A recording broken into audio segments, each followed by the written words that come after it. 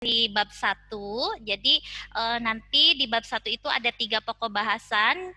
Kita bertemu di minggu pertama live, itu kita sudah membahas tentang tingkat organisasi kehidupan, kemudian ciri makhluk hidup. Kemudian minggu keduanya kemarin disambung di Google Classroom, itu ada cabang biologi. Nah, kali ini kita akan masuk ke materi yang baru, tapi masih bab 1, yaitu tentang metode ilmiah.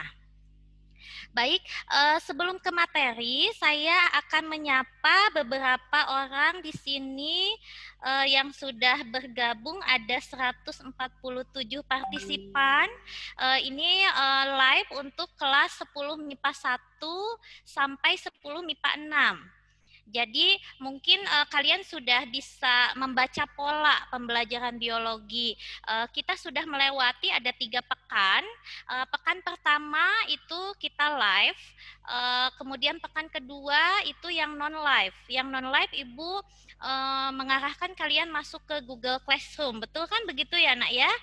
Kemudian pekan ketiga kita kembali live lagi, dan mungkin nanti pekan keempat kita kembali akan menggunakan Google Classroom lagi. Hanya evaluasi, pada saat Google Classroom Ibu berterima kasih sekali karena hampir 100% itu sudah bisa gabung di kelasnya masing-masing. Hanya ada yang mungkin lupa tidak mengisi link absensi.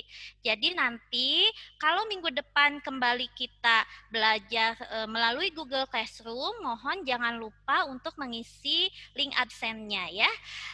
Kemudian di sini sudah hadir bersama kita ada Hasna, ada Salsabila, kemudian ada Zulfa, ada Galang, ya, ada Raihan, ada Kirana juga. Mungkin tidak bisa Ibu sapa satu-satu, tetap semangat ya Nak ya. Baik, Ibu akan memberikan bagaimana teknis pembelajaran ya Nak ya.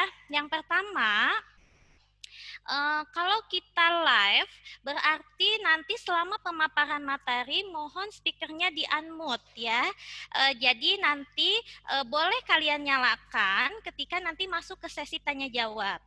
Dan apabila ada pertanyaan, itu boleh kalian cantumkan di kolom chatnya, dan nanti kita akan bahas bersama. Kemudian nanti kalau kita bertemu di pembelajaran yang non live, berarti di Google Classroom misalnya, itu Ibu akan bagikan video dan juga LKS. Nah, nanti LKS ini tidak usah dikumpulkan untuk sementara.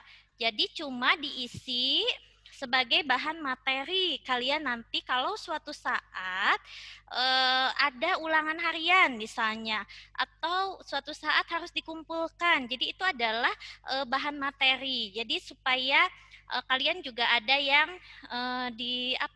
disimpan sebagai bahan materi belajar ya. Baik, kita akan mulai untuk pembelajaran hari ini.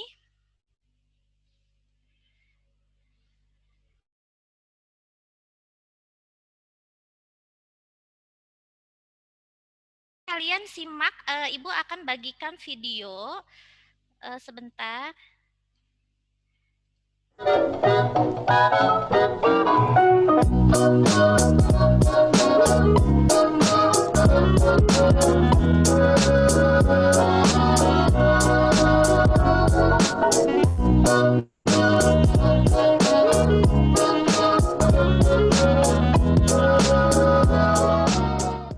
Assalamualaikum warahmatullahi wabarakatuh. Halo, apa kabar? Jumpa lagi pada pembelajaran biologi. Kali ini kita akan membahas tentang metode ilmiah. Mari kita simak materinya. Mari kita membahas tentang metode ilmiah. Apa itu metode ilmiah? Yaitu metode yang sistematis dan logis untuk menyelesaikan suatu masalah ilmiah. Setiap masalah ilmiah tentu memerlukan solusi yang ilmiah. Ada langkah-langkah metode ilmiah. Kita mengamati perkecambahan kacang hijau yang disimpan di tempat gelap dan disimpan di tempat terang. Perhatikan kecambah kacang hijau ini. Pada gambar kita melihat ada dua pot yang diisi dengan biji kacang hijau, lalu yang satu kita tempatkan di tempat gelap dan yang satu kita tempatkan di tempat terang. Apakah kalian melihat ada perbedaan? Manakah kecambah yang lebih cepat pertumbuhannya? Tentu kita sama-sama melihat di tempat cepat. Setujukah kalian dengan hal ini? Mari kita buktikan. Untuk membuktikan permasalahan ilmiah tadi, maka langkah metode ilmiah yang kedua adalah membuat pertanyaan. Pertanyaan yang dibuat bisa menggunakan kata tanya apa, mengapa, bagaimana, atau siapa, dan lain-lain. Dari permasalahan tadi, kita melihat bahwa kecambah di tempat gelap itu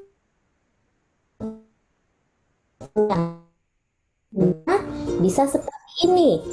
Apakah cahaya matahari berpengaruh terhadap pertumbuhan kecambah kacang hijau? Jadi kita ya terhadap biji kacang hijau supaya berkecambah sampai dia tumbuh menjadi tanaman kacang hijau yang utuh.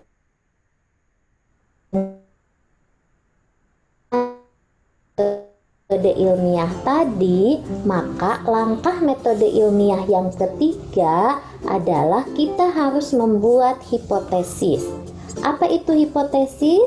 Yaitu dugaan sementara yang masih membutuhkan pengujian. Hipotesis itu dibagi menjadi dua. Ada hipotesis 0 atau kita sebut H0. Maka hipotesis 0-nya, cahaya tidak mempengaruhi pertumbuhan kecambah kacang hijau. Nah, kemudian satunya itu cahaya mempengaruhi pertumbuhan kecambah kacang hijau. Jadi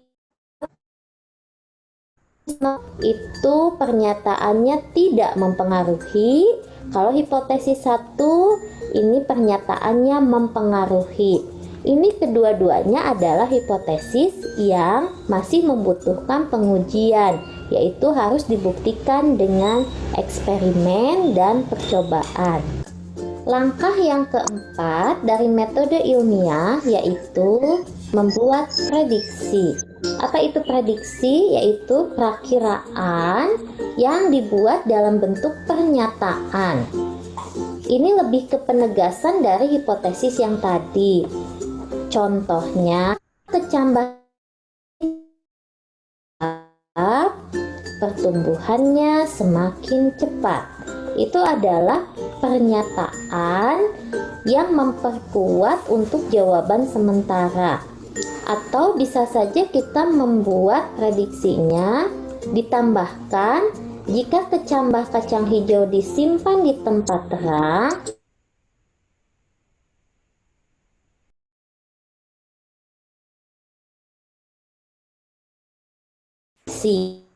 terakhir dari metode ilmiah yaitu langkah kelima, yaitu kita melakukan eksperimen atau kata-kata kita melakukan percobaan.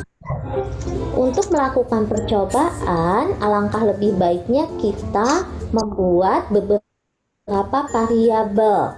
Ada yang disebut variabel bebas, ada yang disebut variabel terikat, dan ada yang disebut dengan variabel kontrol.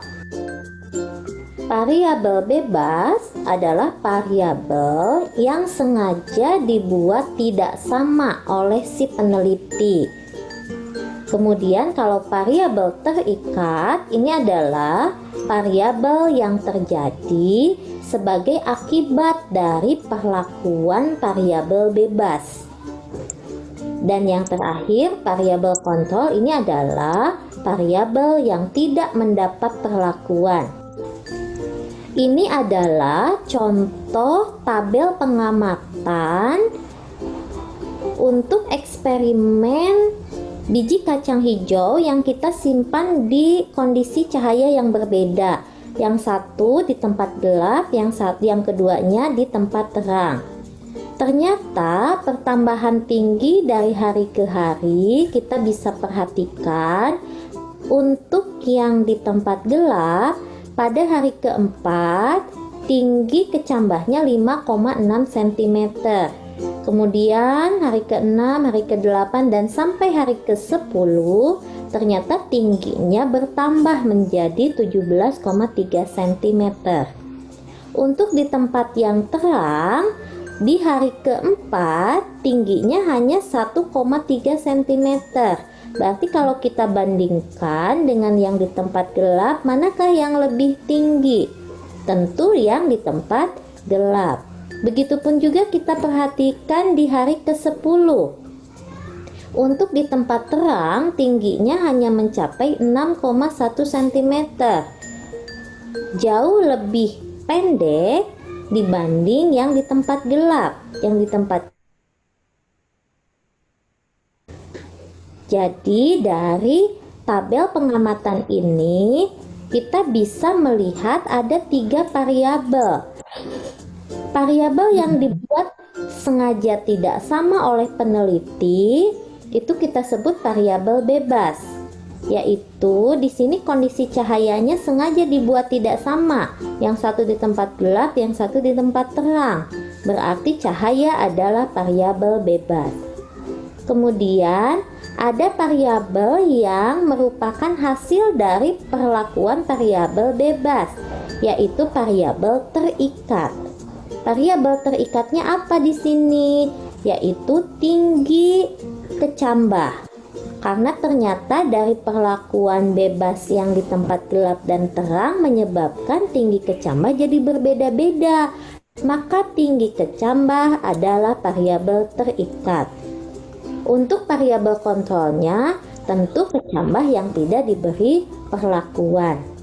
Jadi dari tabel pengamatan ini kita bisa mengetahui ada variabel bebas, ada variabel terikat.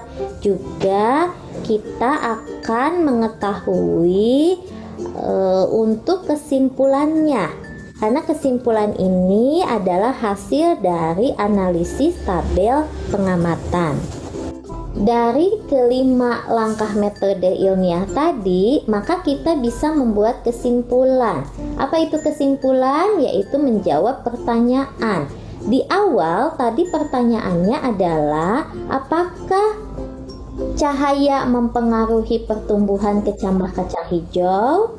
Ternyata setelah kita melakukan eksperimen ternyata mempengaruhi. Maka kesimpulannya adalah cahaya mempengaruhi pertumbuhan kecambah kacang hijau. Kita pun bisa menambahkan kesimpulannya berdasarkan data hasil percobaan. Pertumbuhan kecambah kacang hijau di tempat gelap lebih cepat dibanding di tempat terang. Nah, begitulah langkah metode ilmiah dari mulai mengamati, kemudian membuat pertanyaan, membuat hipotesis, membuat prediksi, sampai melakukan eksperimen, dan diakhiri dengan membuat. Sekian materi pembelajaran tentang metode ilmiah. Untuk link LKS-nya, kalian bisa lihat di kolom deskripsi. Dan untuk pertanyaan, kalian bisa cantumkan di kolom komentar. Jangan lupa like and subscribe. Terima kasih untuk menyimak video ini. Semangat belajar. Assalamualaikum warahmatullahi wabarakatuh. Oke, itulah pemaparan materi melalui video. Nah, sekarang kita akan sama-sama membahas. Mudah-mudahan tadi kalian sempat menulis poin-poin pentingnya. Sekarang untuk metode ilmiah ini ada 5 langkahnya. Ilmiah itu ada 5. Kalian boleh menyalakan speakernya. Silahkan kita akan masuk ke sesi tanya jawab ya nak ya. Baik, coba untuk Hasna coba sebutkan pertama apa nak? Pengamatan. Oke, langkah metode ilmiah pertama adalah pengamatan. Betul nak, pintar ya. Kemudian langkah metode ilmiah yang kedua, coba ibu akan sapa Zulfa. Assalamualaikum Zulfa. Assalamualaikum Zulfa. Waalaikumsalam Ibu. Oke, nah sehat nak? Alhamdulillah Ibu. Oke, coba kamu sebutkan langkah metode ilmiah yang kedua. Apa itu tadi? Pertanyaan. Oke, mengajukan pertanyaan. Teman kalian yang lainnya, yaitu ada Syaira. Ada Syaira. Assalamualaikum. Syaira. Iya, itu videonya kayaknya kurang pas ya. Oke, sehat nak? Sehat Bu. Alhamdulillah. Baik, dari tadi pemaparan video, coba kamu sebutkan langkah metode ilmiah yang ketiga. Apa itu nak? Membuat hipotesis. Oke, pinter. Membuat hipotesis. Oke, yang keempat, saya akan coba sapa yang lainnya. Sebentar, kita lihat. Ada Muhammad Hibzan. Muhammad Hibzan, Assalamualaikum. Waalaikumsalam. Oke, nak, coba sebutkan langkah metode ilmiah yang keempat. Prediksi Bu atau perakiraan? Oke, pintar. Kita mengajukan prediksi. Dan yang terakhir, langkah metode ilmiah yang kelima adalah, coba saya mau sapa yang lainnya. Cindika, Assalamualaikum Cindika. Waalaikumsalam Ibu. Oke, nak, coba sebutkan langkah metode ilmiah yang kelima. Apa itu, nak? Eksperimen. Betul ya. Jadi langkah metode ilmiah yang kelima adalah melakukan eksperimen atau kata lainnya yaitu kita melakukan percobaan. Ini adalah langkah metode ilmiah yang tidak boleh tertukar urutannya. Karena tadi metode ilmiah itu harus sistematis dan seperti itu. Kemudian kita lanjut ke pengayaan materinya. Misalkan tadi kita mengamati ada 2 kecambah, misalnya nanti boleh memakai gelas kimia kalau kita mau eksperimen. Boleh juga pakai gelas yang di rumah juga bisa. Tapi sementara kita tidak melakukan percobaan dulu. Nanti misalkan ada biji kacang hijau. Kita simpan di atas kapas yang sudah dibasahi karena harus lembab. Yang satu disimpan di tempat terang misalnya ya. Yang satu ibu simpan di tempat terang, yang satu ibu simpan di tempat gelap. Tapi nanti tempatnya biji kacang hijaunya itu harus sama. Yang kita bedakan adalah faktor cahayanya misalnya.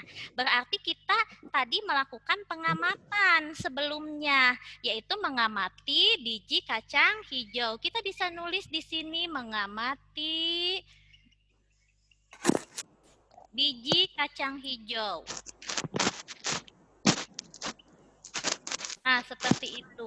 Kemudian tadi kita melihat ada perbedaan tidak, Nak? Yang di tempat terang dengan di tempat gelap. Coba saya sapa lagi. Siti Salwa. Assalamualaikum, Siti Salwa. Iya, Bu. Iya, Siti Salwa tadi menyimak videonya kan ya, Nak ya?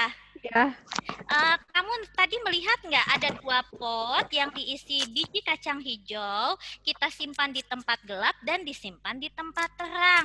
Ada perbedaan tidak panjang kecambah? Ada yang di tempat gelap lebih tinggi daripada yang di tempat terang. Oke, bagus. Berarti kamu melihat ada perbedaan.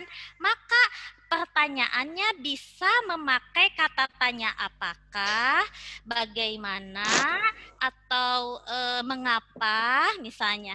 Pertanyaannya misalnya karena kita melihat ada perbedaan dari perlakuan cahaya bisa saja apakah misalnya cahaya berpengaruh terhadap apa nak? Siti Salwa masih bersama Ibu? Iya, iya. Ya, bisa meneruskan pertanyaannya, apakah cahaya berpengaruh terhadap apa nak? Terhadap pertumbuhan Kecambah atau terhadap perkecambahan biji kaca hijau. Pertanyaan diakhiri dengan tanda tanya. Ya, oke. Terima kasih. Bagus, nah. Selanjutnya, setelah ada pertanyaan ini, tentu kita harus mengajukan hipotesis.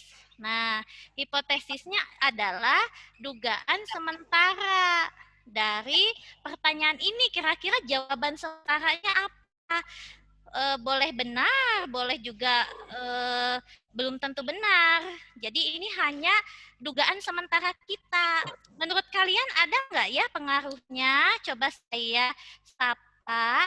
Ada Saskia. Oke. Assalamualaikum Saskia. Halo, Assalamualaikum. Waalaikumsalam Ibu. Iya, nah menurut Saskia, kalau ada pertanyaan apakah cahaya berpengaruh terhadap perkecambahan, jawabannya berpengaruh atau tidak, nak? Berpengaruh. Berpengaruh, karena tadi kita lihat ya, ada bedanya ya. Berarti Saskia nanti boleh tulis di sini hipotesisnya, cahaya mempengaruhi, misalnya ya, perkecambahan. Nah, kalau pernyataannya mempengaruhi, maka ini kita sebut hipotesis 1. Ya, kita sebut hipotesis 1. Oke, kalau misalnya cahayanya tidak mempengaruhi, misalnya saya mah Bu, menurut saya mah memang tidak mempengaruhi, ya tidak apa-apa nak. Kamu boleh menyebutkan di sini ada hipotesis 0-nya yang berbunyi cahaya tidak mempengaruhi gitu ya nak ya. Mempengaruhi apa coba? Perkecambahan. Ya, jadi kalau pernyataannya tidak mempengaruhi, maka ini disebut hipotesis 0 atau kita sebut H0 ya, seperti itu. Kita masuk ke langkah metode ilmiah yang keempat. Setelah kita melakukan hipotesis, kita juga harus melakukan atau membuat prediksi. Coba siapa yang bisa menyebutkan prediksi? Ayo, siapa yang mau menyebutkan prediksi? Kira-kira prediksinya apa? Prediksi itu perakiraan yang mempertegas dari hipotesis. Coba Muhammad Hifsan atau yang lain, Cindika, atau saya tanya saja deh kalau begitu, siapa ya? Coba Rapi. Ya, Assalamualaikum Rapi. Halo, Assalamualaikum. Kedengaran nak? Ya, oke. Rapi, coba kamu bisa menyebutkan prediksi tidak untuk hipotesis ini? Misalnya, bisa saja semakin cahayanya banyak, maka perkecambahan semakin apa? Oh, cahayanya terang. Panjang atau pendek, nak? Halo, nak? Ya, Bu. Ya, semakin, misalnya sama Ibu ditulis deh di sini, semakin besar intensitas cahaya, maka perkecambahan semakin apa? Maka perkecambahan semakin cepat atau lambat? Kecambahnya gimana? Lambat. Lambat, betul. Karena ternyata tadi kita lihat di tempat yang terang justru panjang kecambahnya itu tidak sepanjang yang di tempat gelap, gitu ya. Nah, ini pernyataan yang mempertegas hipotesis seperti itu. Ya, terima kasih untuk Rapi. Sekarang kita sapa yang lain. Amel aja ya, Amelia. Oke, Assalamualaikum Amelia. Waalaikumsalam, Bu. Ya, oke. Amelia, ini terlihat ada prediksi ya, Nak ya? Iya. Ya, semakin besar intensitas cahaya, maka perkecambahan semakin lambat. Coba Amelia bisa tidak menyebutkan prediksi yang lain, kebalikan dari ini. Jadi gimana, Nak? Semakin kecil, misalnya ya, intensitas cahaya. Bagaimana, Nak? Maka bagaimana? Makin Perkecambahannya lambat atau cepat? cepat. Cepat, betul. Ibu tulis ya di sini perkecambahannya semakin cepat. Jadi ini adalah dua pernyataan yang merupakan prediksi kita, perkiraan kita berdasarkan data hasil pengamatan tadi. Oke, selanjutnya terakhir Ibu sapa yang lain.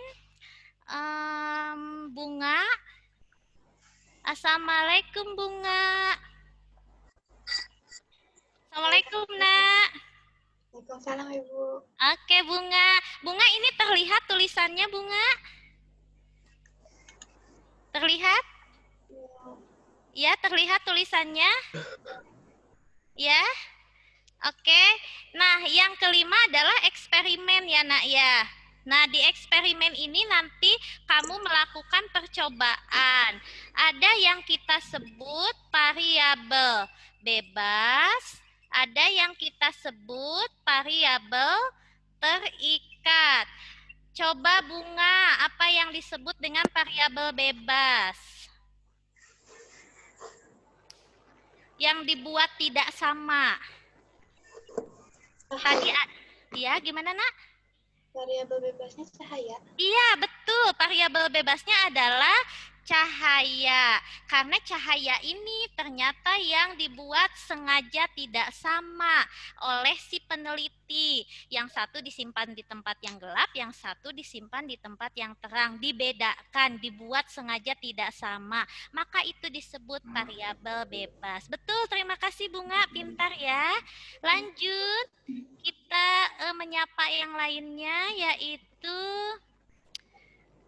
Jaki. Assalamualaikum Jaki. Assalamualaikum. Halo, Assalamualaikum. Salam, Bu. Oke, Jaki, variabel bebasnya kan cahaya.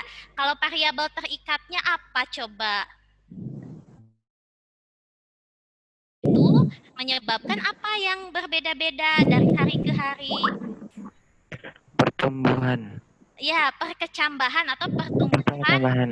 Ya, pertumbuhan kecambah atau kita sebut perkecambahan. Atau kita bisa menulisnya panjang kecambah. Bisa saja ya, Nak, seperti itu.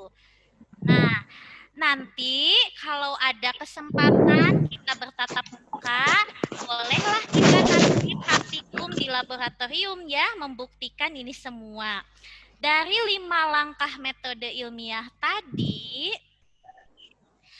kita akan membuat kesimpulan. Kesimpulannya itu adalah menjawab dari pertanyaan. Pertanyaannya kan apakah cahaya berpengaruh terhadap perkecambahan? Maka jawabannya, misal kita sudah melakukan percobaan, ternyata ada pengaruhnya. ternyata disimpan di tempat yang berbeda cahayanya, ya panjang kecambahnya juga berbeda-beda. Berarti berpengaruh dong kalau begitu. Maka kesimpulannya, cahaya berpengaruh terhadap perkecambahan. Begitu ya. Jadi kesimpulan itu menjawab pertanyaan.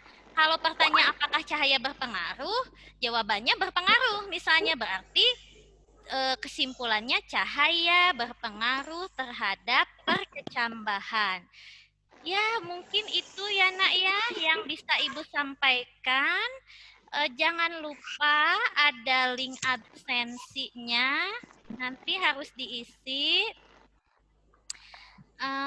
Kemudian di sini ada pertanyaan, silahkan dicantumkan di kolom chatnya. Oke. Kemudian di sini ada yang memang kameranya yang nyala atau tidak nyala, ya mungkin itu terkendala sinyal ya Nak ya. Baik, yang mau bertanya boleh. Yang mau bertanya boleh untuk mencantumkan di kolom chatnya ya. Oh iya, boleh juga kalian menyalakan speakernya. Boleh juga kalian menyalakan speakernya. Barangkali ada yang mau ditanyakan, silahkan ya Nak ya. Ibu tunggu, kita masih ada waktu 10 menitan lagi ya. Mangga silahkan, siapa yang mau bertanya?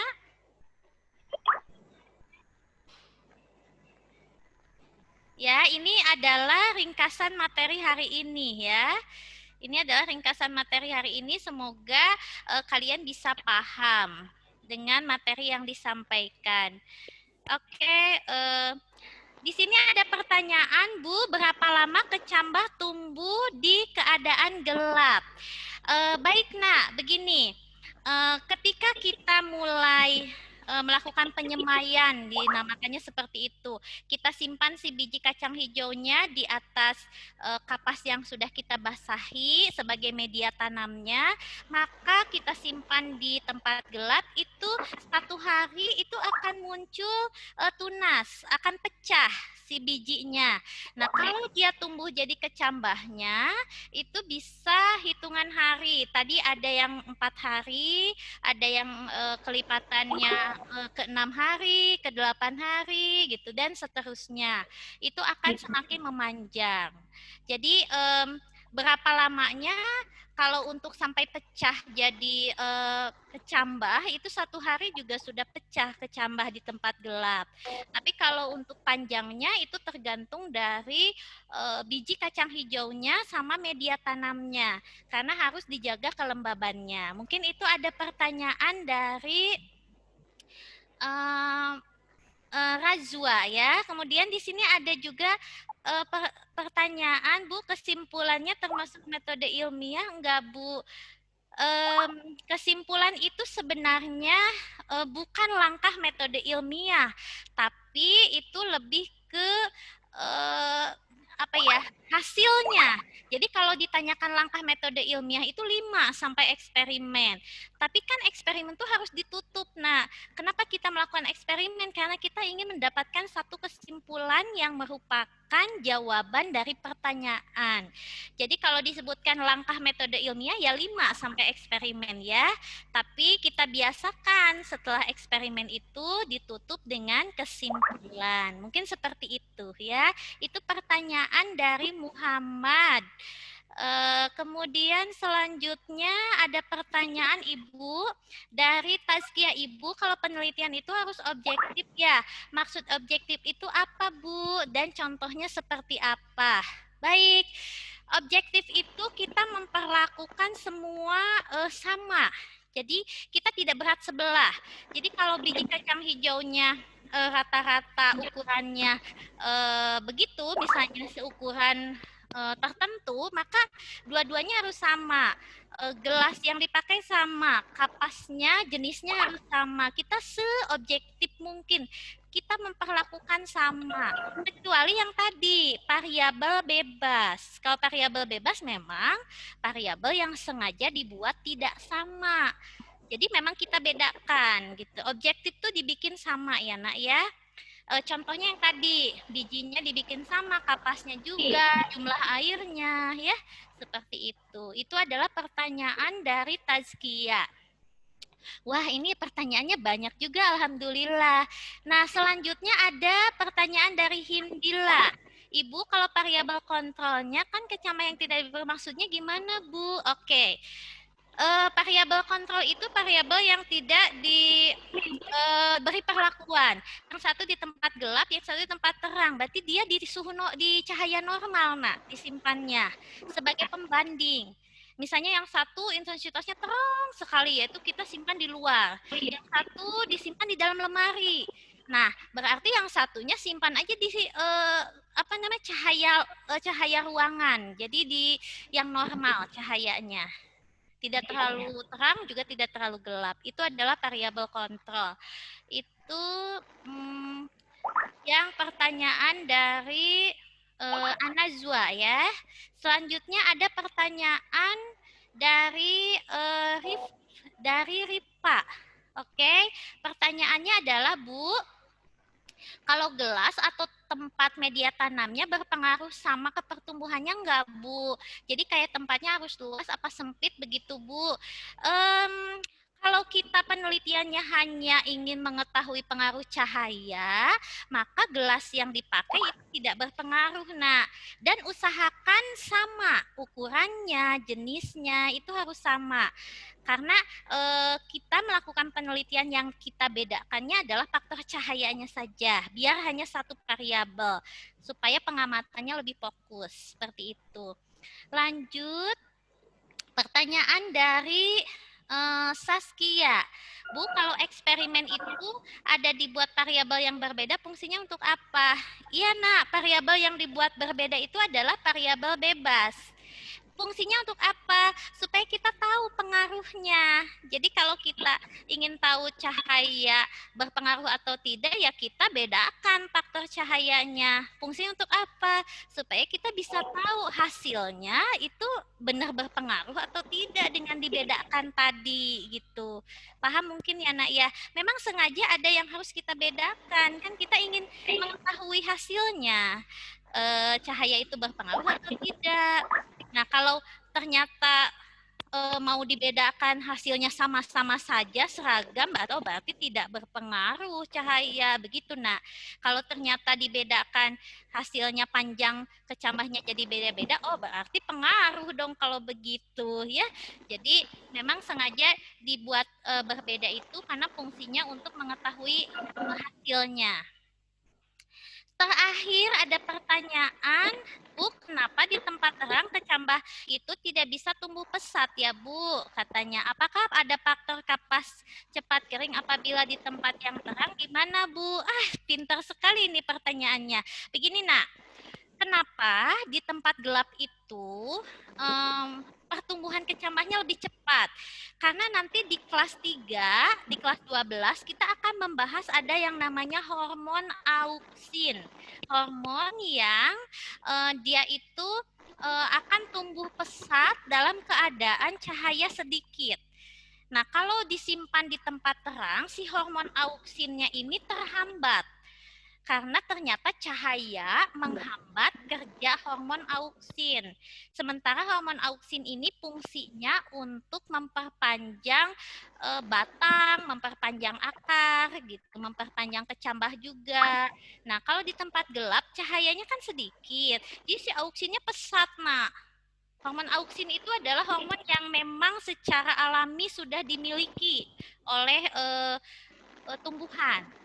Jadi kalau di tempat yang gelap, cahayanya sedikit, itu hormon auksinnya berkembang pesat, tumbuh, maksudnya aktif. Tapi kalau di tempat terang, mereka terhambat dengan adanya cahaya yang banyak.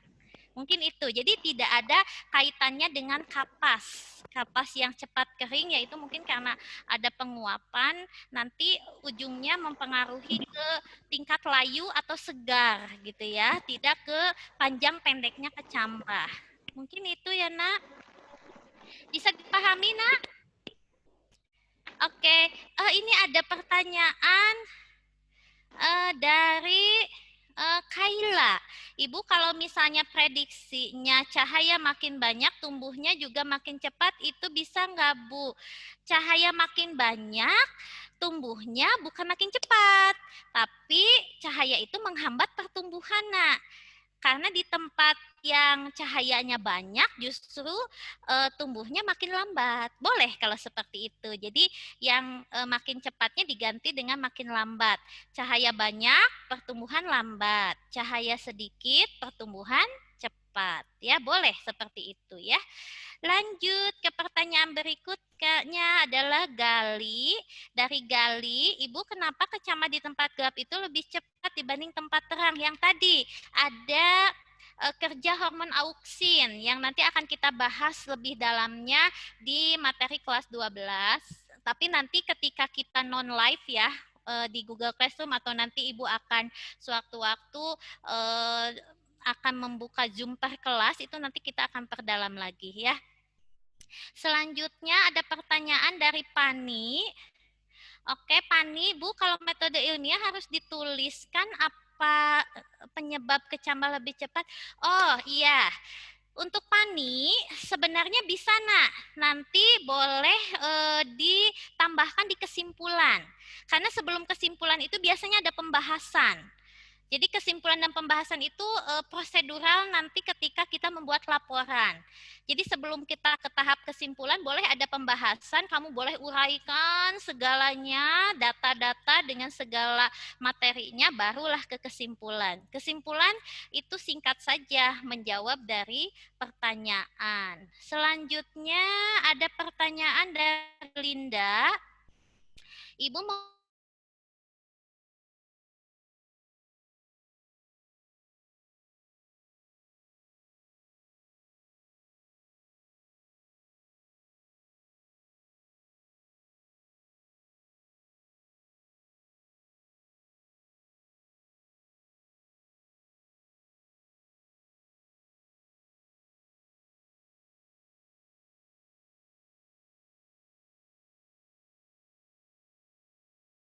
Ayo tak. Enggak bisa. Bisa, bisa. Ini koneksinya, tapi berhubung waktu juga sudah habis ya, Nak ya. Tirta. Oke, tapi semuanya sudah bisa mengikuti, paham tidak, Nak? Alhamdulillah. Alhamdulillah. Kalau begitu jangan lupa isi link absensinya. Kemudian karena ini waktunya juga habis, nanti untuk pertanyaan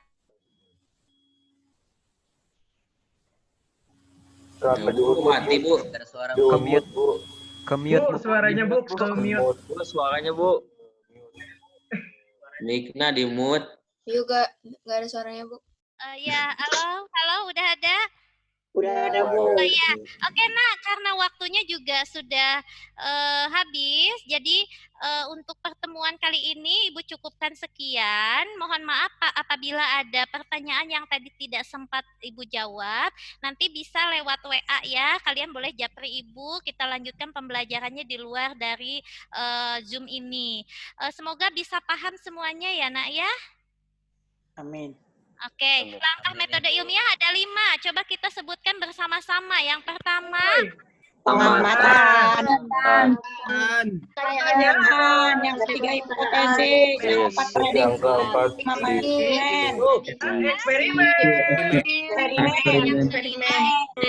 Alhamdulillah ya. Alhamdulillah. Sudah kita lalui dengan lancar. Semoga berkah ilmunya, bisa bermanfaat, diaplikasikan dalam kehidupan sehari-hari. Terima kasih. Assalamualaikum warahmatullahi wabarakatuh. Waalaikumsalam warahmatullahi wabarakatuh. Waalaikumsalam warahmatullahi wabarakatuh.